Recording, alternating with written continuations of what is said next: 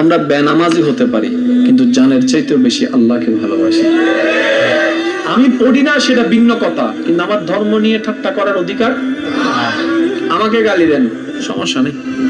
আমার বাপ মারে নিয়ে বল, সমস্যা নাই। খবরদার আমার ইসলাম নিয়ে কথা বলবি না। এই কথাই তো সবাই একমত আছেন তো? না আছেন তো সবাই? তার মানে আমরা বেনামাজি হতে পারি, কিন্তু জানের চাইতেও বেশি আল্লাহকে ভালোবাসি। আমি পড়ি না সেটা ভিন্ন কথা, কিন্তু আমার ধর্ম নিয়ে ঠাট্টা করার অধিকার।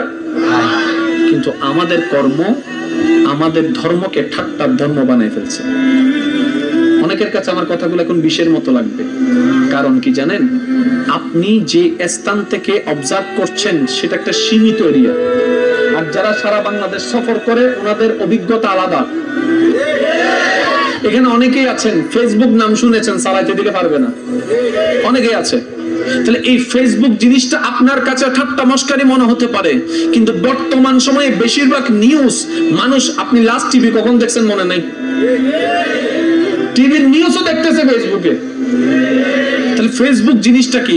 আর এই ফেসবুকটা যখন দুই আলেমের তর্ক দেখা যায়, এটা যখন 10 জনে দেখে, ওই নাস্তিকরা আপনার ছেলেকে মুসলমান থেকে নাস্তিক বানানোর জন্য, ব্রেন ওয়াশ করার জন্য ভিডিওটা দেখায়। আরে এটার নাম কি ইসলাম? ইসলাম কি গালাগালি শিখায়? এগুলা কি ইসলাম?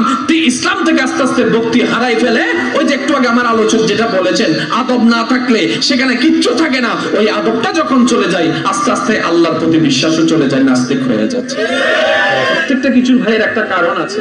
আল্লাহর বাস্তে একটু শান্ত হন, একটু শান্ত হন, আপনার দ্বারা জয় আসবে, আপনি পারবেন। এবার আপনি বলবেন যে না, হাউ ক্যান আই ডু, আমি কেমনে? আমি বলবো ভাই, আপনি শুধু কদম আগাবেন, রহমতটা আপনার রবে করে দিবেন। তো গাইস, এই পর্যন্ত আমাদের ভিডিওটা ছিল। যদি আপনাদের কাছে ভিডিওটা ভালো লাগে অবশ্যই লাইক, শেয়ার এবং আমাদের চ্যানেলটিকে সাবস্ক্রাইব করুন। আসসালামু আলাইকুম।